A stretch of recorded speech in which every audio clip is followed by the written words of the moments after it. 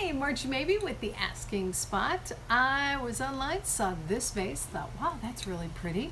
Then I saw its price and I thought, ooh, that's really expensive, for me at least. So I'm gonna try and make it. Now I had a vase that I found at Goodwill. This was $2, but because I've never tried this technique that I'm gonna mess around with, I was like, wait, I really like the square shape. I don't wanna make this my practice vase. I know it's only $2, but hey, it's square. So I went to my favorite charity shop, World Attic Thrift Store. It's my favorite because it's close by. And I got this for $1.50. And this is what we're going to practice on to see if making that base is possible using this. Using all-purpose caulk, nothing fancy. You don't want the ones with mold resistant or for plumbing. You just want regular all-purpose caulk. Then I also used the rubbing alcohol before the glass. So the hand with the cotton ball doesn't have a glove on, but the one that's touching the glass is gloved because you don't want to leave the oils of your skin behind. It'll make it so things don't bond to it. And here we go. It took quite a lot. I cut a huge opening on that thing, and it still was really hard to get the caulk out of that squeeze tube. I almost wish I'd gotten one of the classic ones and used just a regular caulking gun. But in the end, I got it done. Now, the version I'm doing is a little bit rougher or slightly messier than most. If you wanted a smoother outcome, you could just have some water there and just dip your fingers in it and smooth everything out after, you kind of spread it around. I'm using some takeout silverware we had gotten. I generally don't have that kind of stuff laying around, but I knew that this stuff kind of sticks to stuff and doesn't really come clean. So, just a heads up, if you're using anything else, it's probably going to wreck it. Now, from that same silverware pack, I used the fork to do some grooves around the whole vase. It probably would have been easier, and if you don't have a little plastic fork laying around, you might want to get a little comb. Those just used to give them out when you were kids kind of comb. That would have been perfect for this. Another big tip, which you don't see me doing, which I should have, is when you go around and make the grooves, whether by the comb or by the fork, every so often it would have been better if I had pulled it off and wiped it off on a paper towel, and that would have kept the clumps at a minimum. In the end, I kinda liked the effect that it gave, so I didn't get too upset about it. Well, it's dry. It took about a day to dry, and now I'm going to put some chalk paint on it because chalk paint is really good at making things adhere. I imagine I could also do a primer too. It's not the chalk paint I have on hand is white. I imagine I could pop off and get just the right color, but I think I can tint it with some of my many acrylic paints that I have. At least I think.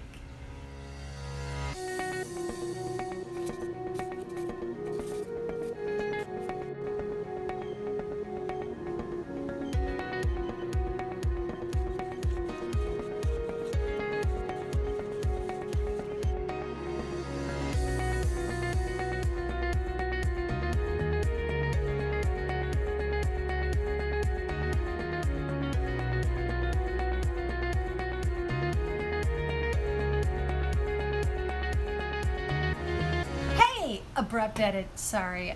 Here's what happened. I was working on this project, and for whatever reason, I had to go to the thrift store, and I found the globe. What?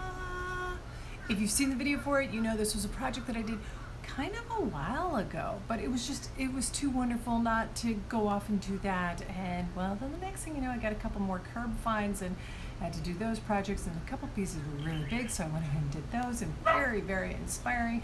And then there was the big moment. We went off with our eldest and took them off to college. This happened. Very sad, but they're happy, so life's great. So now I am in dead heat of summer, sweating so much more than when I was working on this originally. But I'm glad I had the break. Why? Because originally I was going to try and make this look like a dupe of a ceramic or another vase or whatever, clay pot kind of thing. And I thought, I kind of did this with my jars video, so I want to do something different. And the time off gave me time to come up with what really inspired me.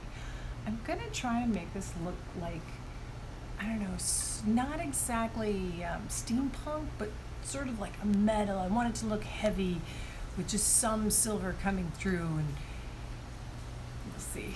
So here's how I'm gonna proceed.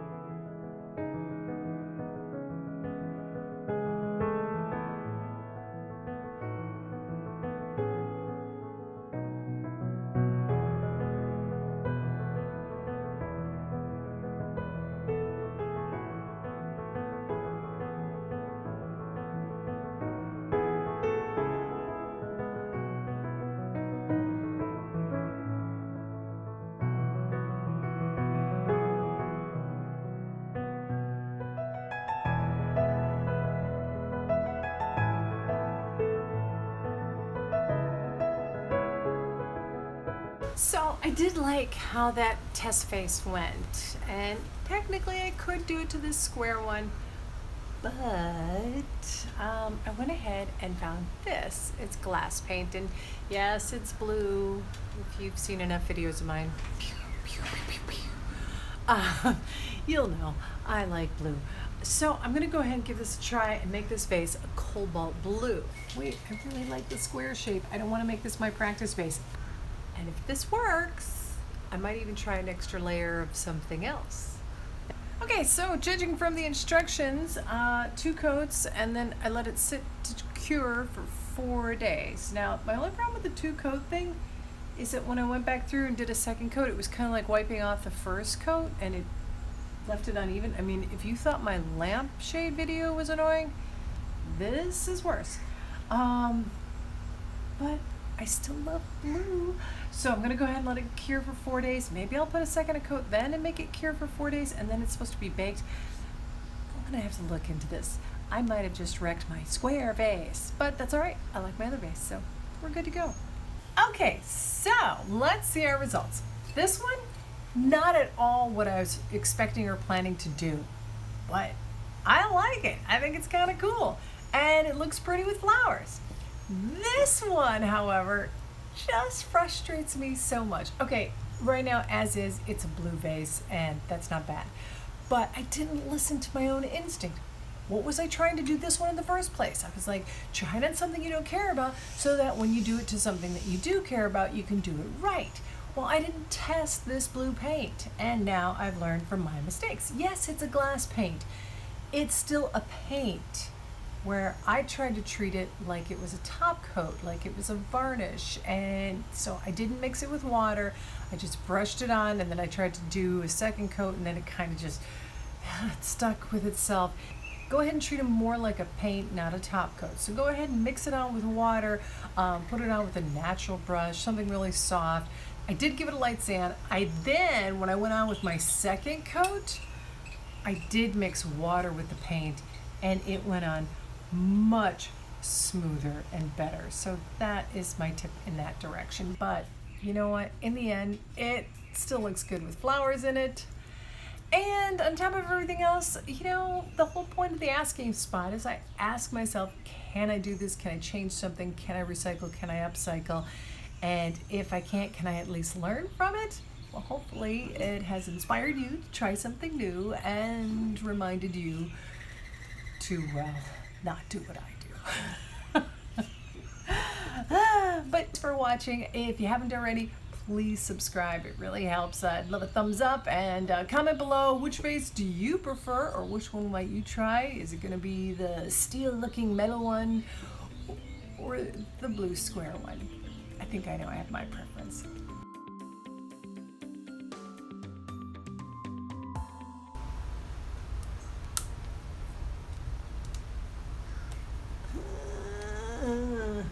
I didn't let it dry. Wow, I wonder if I've ever made that mistake before, and whatever will I learn from it. I love the plane. I love a plane going by.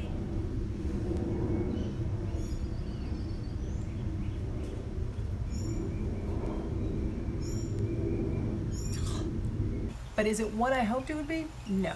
Why? Because I'm an idiot. No, because, well, yes.